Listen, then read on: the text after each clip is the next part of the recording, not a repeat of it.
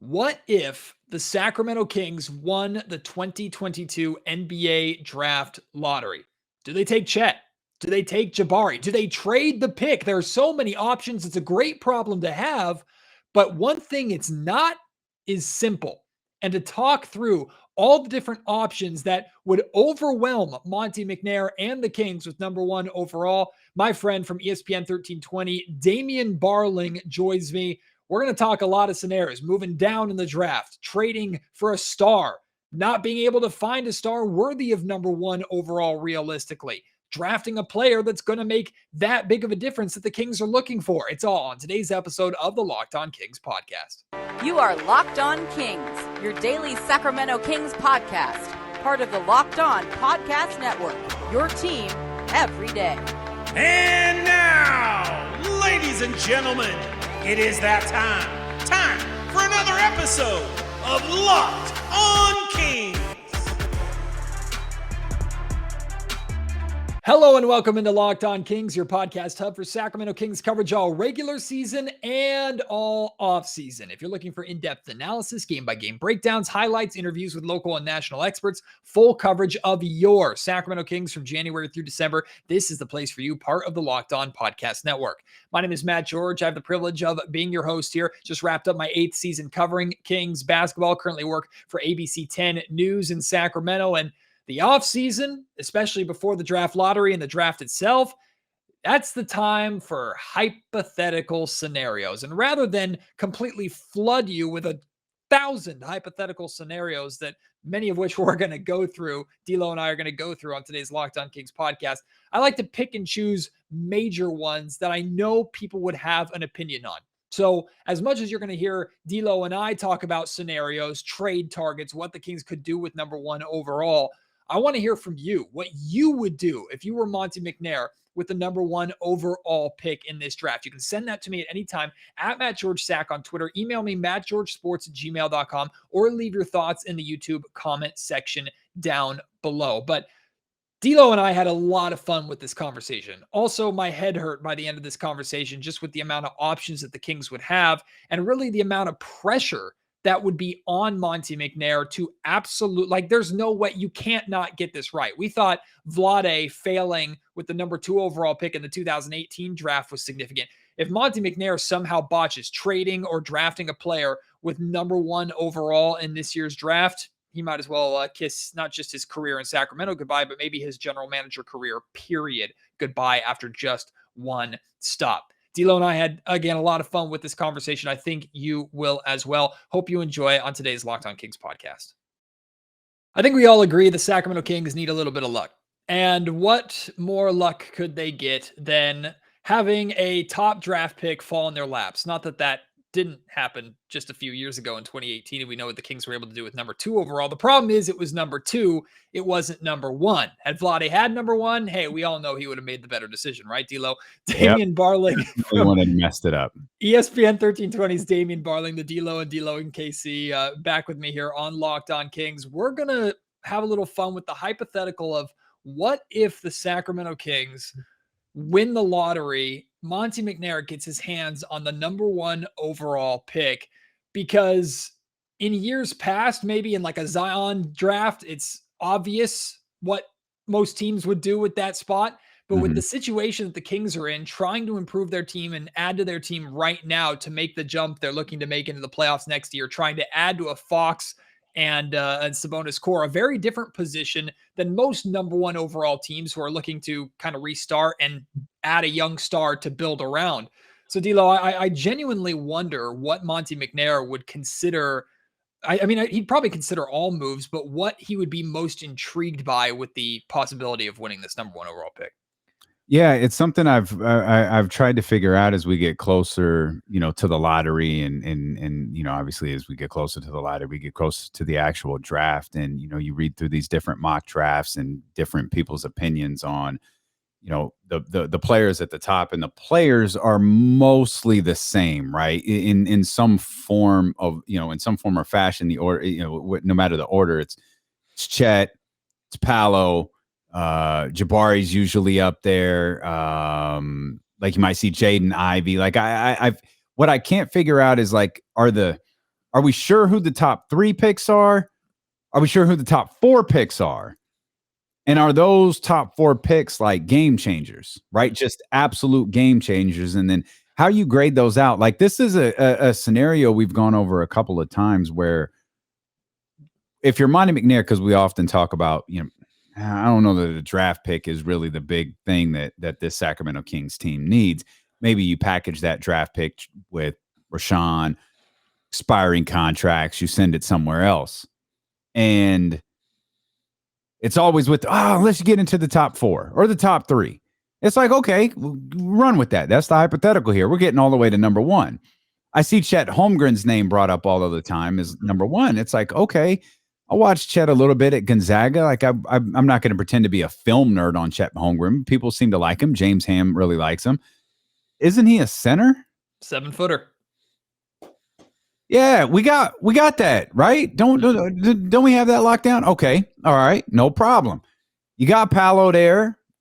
You got Jabari there. You got potential forwards. All right. I like it.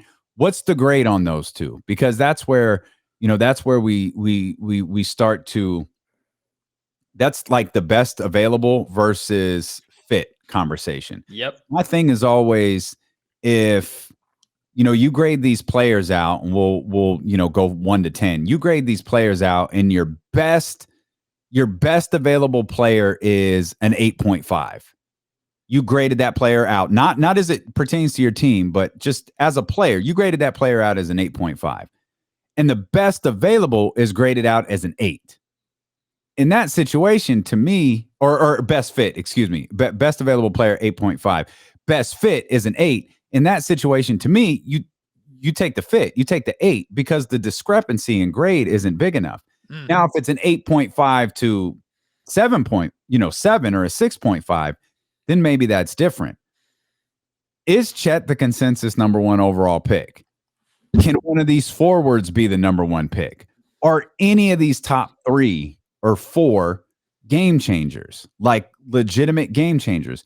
If they're not, is there a game changer out there on a team that desperately wants to get younger and trade for the top pick in the draft?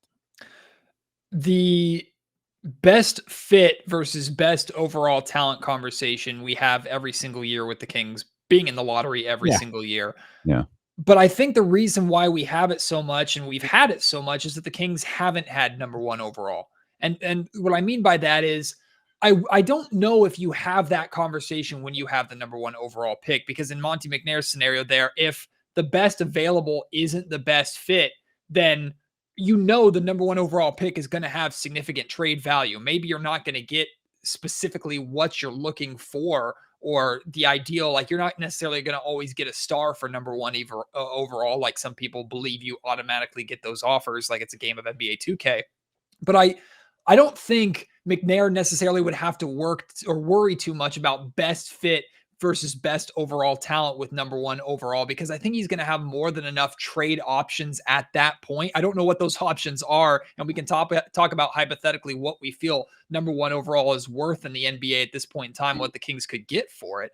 But I at that point, it's hard to imagine losing with best fit or best overall talent at that number 1 spot, especially in a draft that doesn't have a consensus number 1 overall pick like I believe this one does. Like I've seen Chet's name at the top like you have, but in talking to draft experts, it's not Chet and then everybody else. Yeah. It's Chet amongst, like you said, 4 names that depending upon what team and what draft workout, it could be different on draft night, which to me makes it a more exciting draft overall.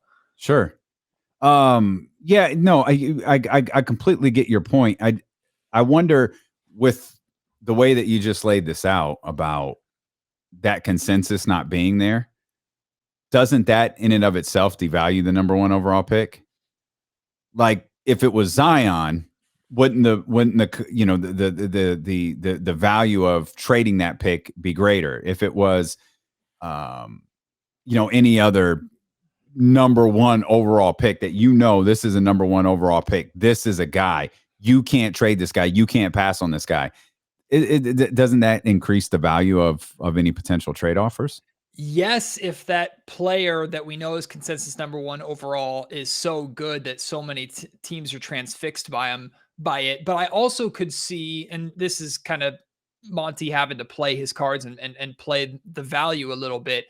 I could see a number one overall pick in a draft like this having value in the sense that maybe multiple teams are interested in the same guy or two around that spot, and they're concerned that at 3 or at 4, that guy might not be there. Like maybe there are 2 teams that are at around 3 or 4 that are in love with Jabari Smith and think, oh, Mhm. he could fall to me. He could be there. But man, this is the guy I really, really want. And Houston's picking in front of me, and he makes a lot of sense for them. I'm just using Houston as an Sure. example. I don't No, know if yeah.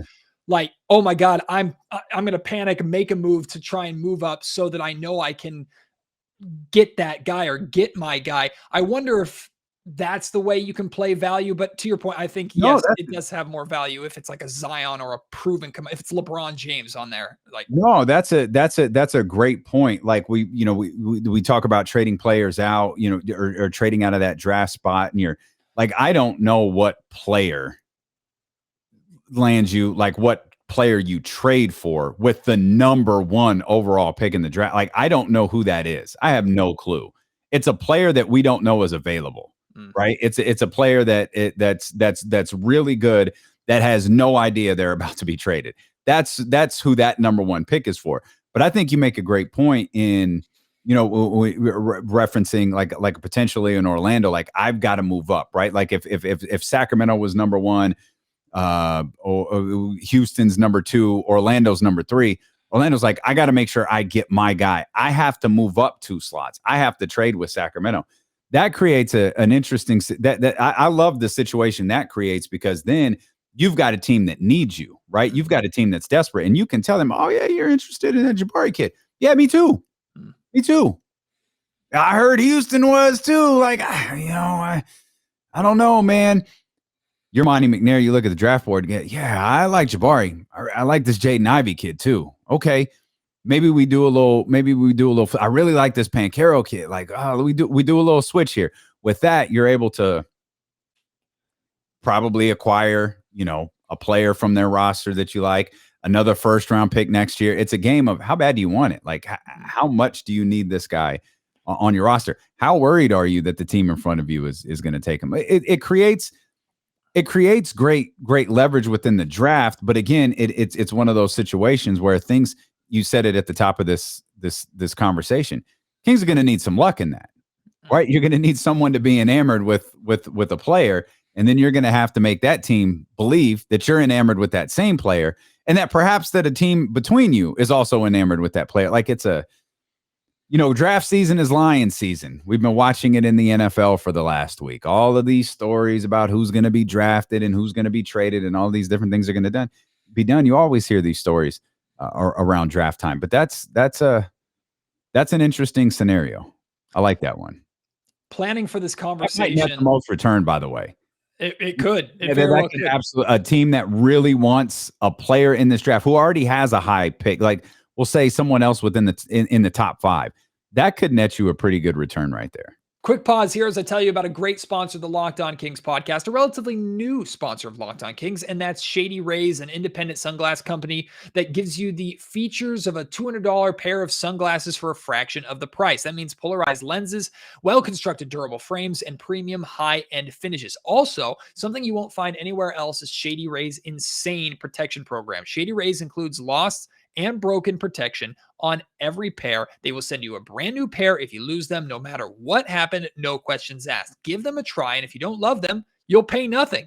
It's as simple as that. Plus, this is cool. 10 meals are donated to fight hunger in America when you shop with Shady Rays. Exclusively for Locked On Kings listeners, if you head to shadyrays.com and use promo code Locked On, you'll get 50% off 2 or more pairs of polarized sunglasses. That's promo code Locked On for their best deal of the season. 50% off 2 or more pairs of Shady Rays sunglasses, backed by over 150,000 verified 5-star reviews. Planning for this conversation, I was thinking about the possibility of trading the number 1 overall pick. And when I thought about it on the surface level, I was like, oh, that's easy. Like, of course there are going to be 29 NBA teams that want to trade number 1 overall. And then the more I thought about it, I kind of came to the same consensus that you were saying a little bit earlier. Like, what do you trade number 1 overall for? I think it's more difficult to trade that pick than it is to acquire that pick almost, because McNair can't trade number 1 overall for John Collins, right? Yeah. That's No, not enough. Even No. if John Collins has a good chance of being better than the number 1 overall pick in this draft, he's more proven the number 1 overall pick. It's like James Ham says all the time, like until you make a selection, the number 1 overall pick has as much value as like it's skyrocketed value. And as soon as you make a selection, even if it is a Chet or a Zion or whoever it is, that value immediately goes down because it's the unknown. It's also the power and the prestige of I get to open the draft and get whoever I want. So if Monte McNair does look to trade that pick, what is out there? Like, what realistically can he get that he doesn't get probably flamed for? Yeah, again, it's a player that we probably don't know is available. Like, because you're right, John Collins is the name that comes to everybody's mind because one, we think he fits here. Two, we're pretty confident he's going to be very, very available this offseason, which in my mind, and we were talking about this on the Thursday edition of D'Lo and KC, that almost devalues John Collins a little bit because everybody knows Atlanta season was disappointing. There's already like infighting in the group. Someone has viciously turned heel. Someone within the organization has already turned heel on Nate McMillan a year after signing that contract. And it's okay. You guys made a run without Collins. We know he's the odd man out. And we put together these little ideas of what would you offer for John Collins? Yesterday's price isn't today's price. Like, you need us. We like John Collins. We want John Collins. We know there are some other teams that probably like John Collins too. But here's the fact of the matter. You need us. You need to get rid of money and improve your roster somehow. You know John Collins isn't it for you. Here's what we'll do. We'll send, I don't love this, but we'll send Harrison Barnes' expiring contract to you, along with Alex Lynn's expiring contract. And maybe one other person that I'm not thinking of. They're expiring. What was that? Oh, no. Can't have our draft pick. Like, those are the conversations now. A number 1 overall pick? Oh, child, please. Click. So hang up immediately. There's one name that popped in my, it's an outrageous name, mind you, but it did. I'm wondering how this offseason goes. Anthony Davis. Ooh. Now, the way that the Lakers and Clutch and LeBron work, that's probably not realistic in any sense of the, imagination. It's not realistic. But if you're the Lakers and you're looking around like, is this going to work again? Because we're hoping we can trade Russell Westbrook. We're really hoping Russell Westbrook opts out. But even if he does, what exactly does that mean? Because we still have Anthony. Everyone will tell you, not everyone, a lot of people will tell you, it wasn't Russell Westbrook or the poor construction of the roster that kept the Los Angeles Lakers out of the playoffs. It was the fact that Anthony Davis couldn't stay healthy. But how many times have we uttered the phrase, Anthony Davis can't stay healthy? Or Anthony Davis wasn't healthy this year. Oh, or it's too bad Anthony Davis wasn't healthy. If there's someone else out there, Chet Holmgren, who could fill that position, be cheaper, open up some money on your books, I don't know. Maybe there's something there. Now, you can't flat out trade a number 1, a draft pick for $100 million player or whatever. That you still have to throw in contracts. You still have to, get money in somewhere and kind of go from there. But right. I don't know that I have no idea who that player would be. Again, it's someone we're not talking about, thinking about, have heard about. And even to a certain degree, there have been rumblings about Anthony Davis, though I don't think they're valid.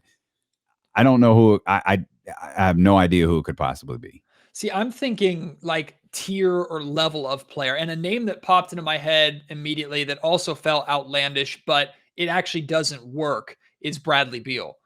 But Bradley Beal has a player option. That's not all going to be finalized before the draft itself. So that actually doesn't work. But if he was under contract, that's a situation where it's like, could number 1 overall get you in the conversation? The Wizards are probably listening. If nothing else, the Wizards are definitely listening.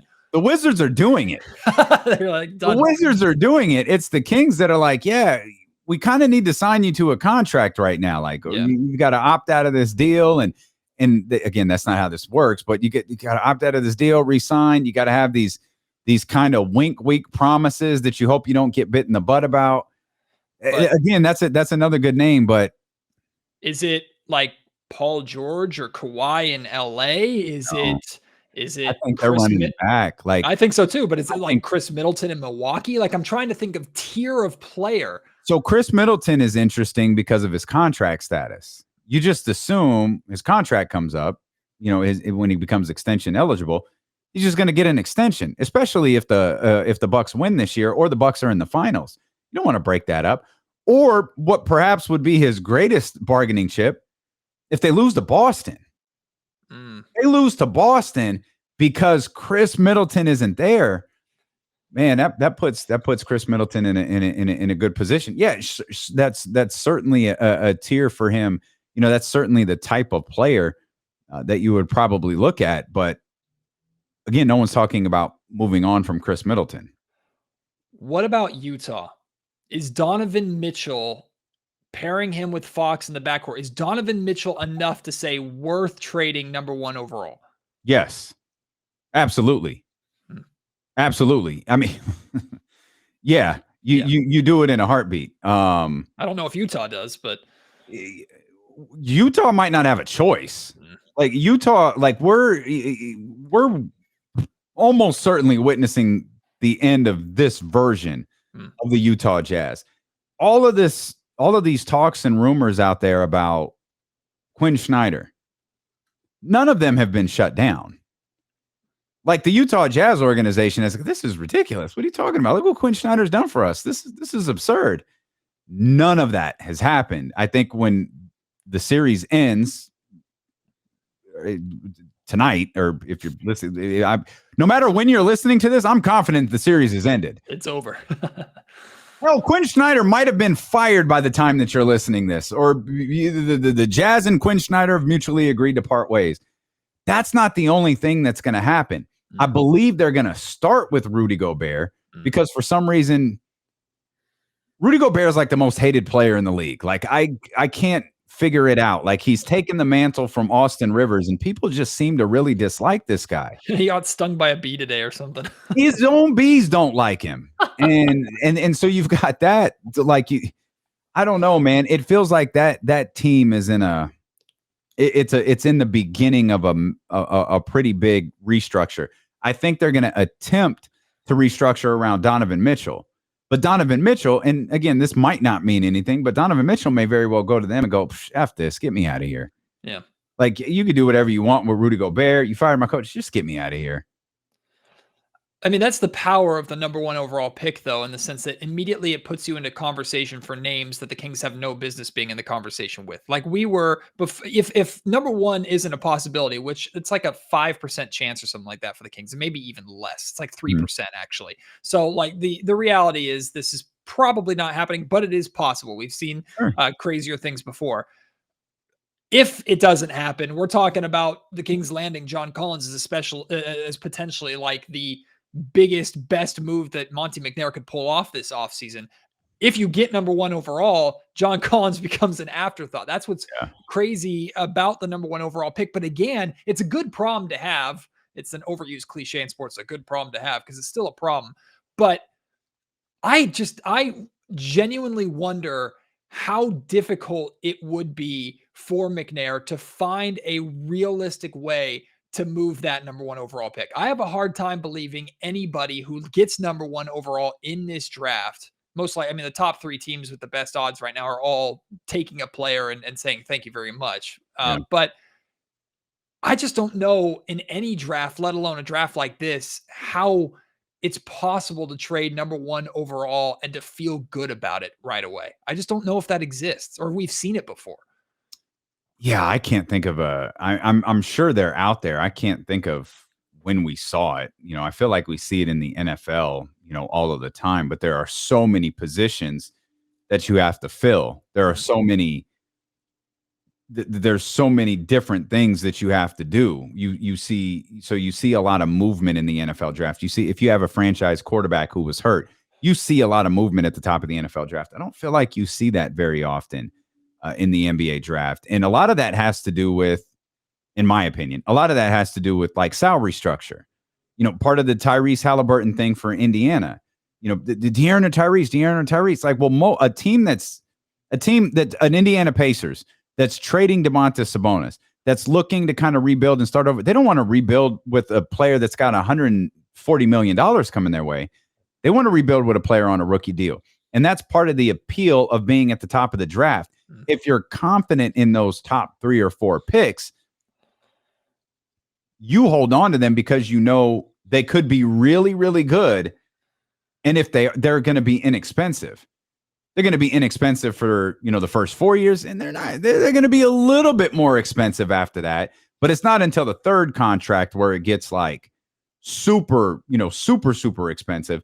And at that point, if you're talking to if you're in the third contract, talking to a player you're drafted in, 2022, you're very happy with obviously everybody is happy with where you're at. So I think the salary structure has a lot to do with it as well. John Collins is the thing. That's, again, you're willingly taking on $100 million or whatever is owed to him. Anthony Davis, Bradley Beal, phenomenal player. You're willingly taking on that money. Donovan Mitchell, in the Donovan Mitchell example, not only are you taking that money, I can't be the only one who's worried about De'Aaron Fox and Donovan Mitchell together in the backcourt. And in this situation, De'Aaron ain't winning that battle. Absolutely not. It's an easy choice. Like if it comes down to Donovan versus De'Aaron, like, hey, welcome our new core. It's Davion Mitchell and Domantas Sabonis. You want all of that stuff to work, but I think if you get lucky enough to get the number 1 overall pick or to get into those top, 3, 4, you take advantage of that contract. You take advantage of the fact you could wind up getting a really good player on a really good contract, on a really easy contract. And you hope you get some dude, we're prisoners of the moment. We've been talking about this all year, but I mean, it's top of the mind right now. You need someone with that Anthony Edwards vibe. Karl Anthony Towns is a good ball player. Anthony Edwards is the future of the Minnesota Timberwolves. And if for some reason, some sort of, you don't want stuff like this as a basketball fan, but if Anthony Edwards versus Karl Anthony Towns thing erupts in Minnesota, Cat loses. Yeah. Because Anthony Edwards brings something, and you hope they work together because Anthony Edwards brings something that Karl Anthony Towns does not have. And it works well with that team. And Anthony Edwards has it's like a toned down Jimmy Butler vibe, which is why I think Karl Anthony Towns can handle it. And he's really, really good. You hope that you can get a player in your door that has that vibe, that has that I'm going to step on the floor and be the best player on this team right now. Today's Locked On Kings podcast also brought to you by Built Bars. What is the best part about Built Bars? They're both healthy and delicious. No more sacrificing delicious food for your health. With Built Bar, you can have the best of both, and it's easy. All you have to do is go to Built.com and order your box of Built Bars right now. And have you tried the Built Puffs yet? We're going crazy for the Puffs. My wife and I love these things. The first ever protein-infused marshmallow. Yeah, it's a legitimate thing. The Built Puffs are just that. 140 calories. Sign me up with so many great flavors. Built Bar makes sure that there's something for everyone with their wide variety of flavors for both their puffs and their bars. Most of their bars contain 130 calories, 4 grams of sugar, 4 net carbs, and 17 grams of protein. Whatever you get, go to Built.com. Use promo code LOCKED15. You'll get 15% off your order. Again, that's promo code LOCKED15 for 15% off at Built.com. The fear that I have with drafting a player, regardless of whatever spot the Kings are in, the odds get a lot better when you're picking number 1 versus number 7, where the Kings are most likely to end up. But the fear is, going back to kind of what I mentioned at the very beginning of our conversation, like the Kings are looking this offseason to add a piece to this Fox and Sabonis core that is like, yes, there's that third guy, there is that fit. That is a difference maker for this team to actually make a legitimate jump and be in the playoff picture. I think Sabonis and Fox, on the surface, they're enough to begin the conversation, but I think we'd all agree McNair would love to add a piece or two to really firmly put them in the conversation. I always question having that guy come out of the draft. I mean, every once in a while, you'll get the Lucas, you'll get the LeBrons, you'll get guys that come in and from day one are just absolute stars and are ready for that spot. But the reality is the majority of picks, whether they're number 1 overall or number 60, like Isaiah Thomas, like those guys, that typically does not happen. So I'm genuinely concerned, D'Lo, about this. Is why I honestly think, regardless of where the Kings end up, this pick is more likely to be moved than anything else.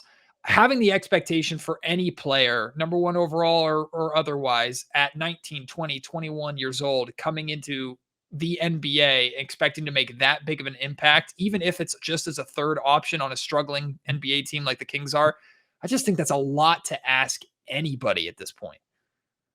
Which is why, if you're Monty McNair, you probably have to do both in this situation. I think if you're 7-8, where we expect the Kings to be, if you can package that pick to acquire something, that's the John Collins trade, right? That's the stuff there. Great. If you're able to get into the top 3, it's like, all right, this is something, or top 4. Yeah. This was something we didn't expect. So this is an added piece to what we're doing this offseason. We have to continue to explore these other options, whether those other options are John Collins or some other, player out there, that 4, or maybe the 4 is drafted. So now we focus on the 2, who whichever the focus winds up being. It's not a one or the other. You've got to improve this team. Like, this team needs more talent. So top 4 would be, this is a talent we weren't expecting. We lucked into it. As Matt George said here at the top, we lucked into it. We fell into it. Great. Cool. Okay. We've got that in our back pocket. We know we're not trading the pick, but we still have other valuable assets to team, especially one. And I'm just going to stick with John Collins, especially for a team like Atlanta, who needs to get off money, who is kind of over this John Collins thing, who probably only signed him with the idea of we're going to trade him later anyways, in the back of their mind when they signed that contract. And let's go talk to them and see what we could do from them. And now all of a sudden we've added this pick. We've added another layer of talent that we weren't prepared, that we didn't expect. And now in October, we have a better basketball team. That's where I wonder, in going back to the hypothetical scenario of the Kings winning the lottery and getting number 1 overall, that's where I wonder if trading down is the best route. Like, could you call OKC and say, hey, you guys really want Chet. You guys really want Jabari. You're looking for that difference maker. Hey, you have 2 first-round picks. Could we get both of them? Or, and that doesn't necessarily make sense for the Kings in my mind. Or, I don't know if OKC does this, but you can certainly ask, hey, you want number 1 overall? We'll take Shai Gilgeous-Alexander at number 12 or whatever that other pick that you have.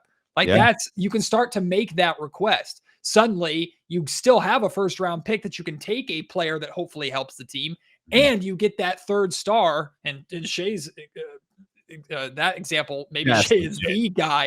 He is the guy right there. And suddenly you got your number 1 to add Fox and Sabonis to. Right. It's the pick that's the added bonus in that conversation. You get Shai Gilgeous-Alexander. It's the pick that's the added bonus. And I love that idea of trading down, because I think trading down, you don't lose draft assets.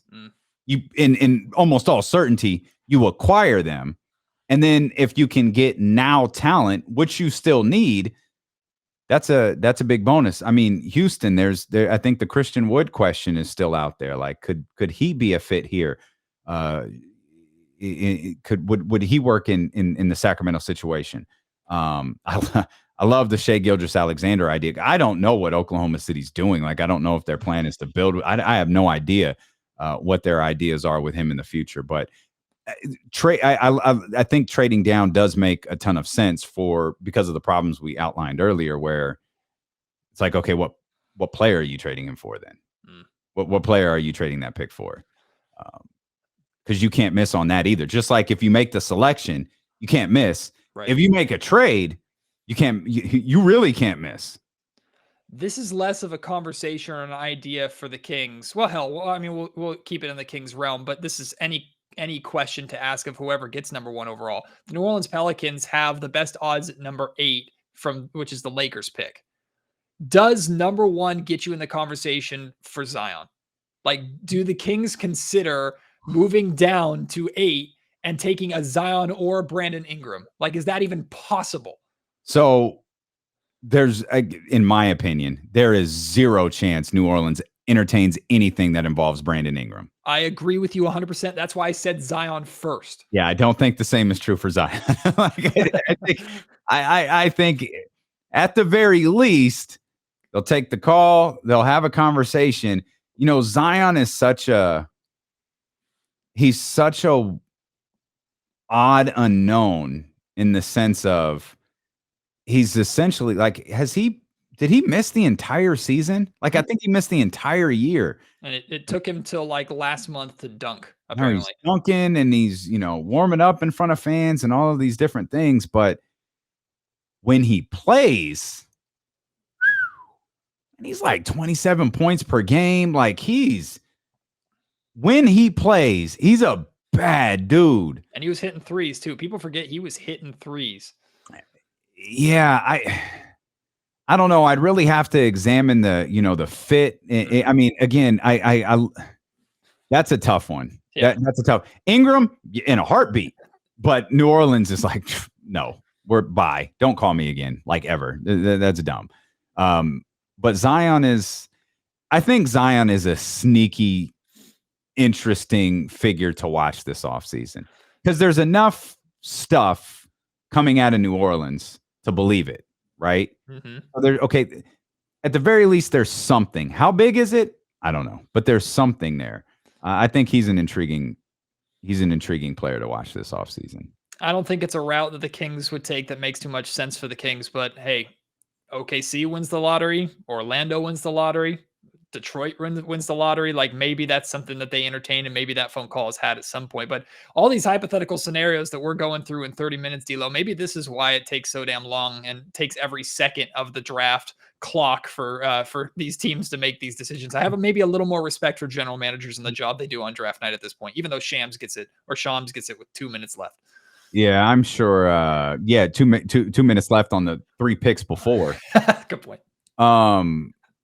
Yeah, like these are all tough. I mean, you feel like things will settle in a couple of weeks when the lottery is done and you know exactly where you're drafting, and then conversations can start that day. Hey, we have a certain player on our big board. Hey, what are you thinking about doing with that pick? And you start having those conversations and kind of seeing what happens. But yeah, being a GM is significantly harder than putting a couple of names in a trade machine and then hitting submit and seeing if it works.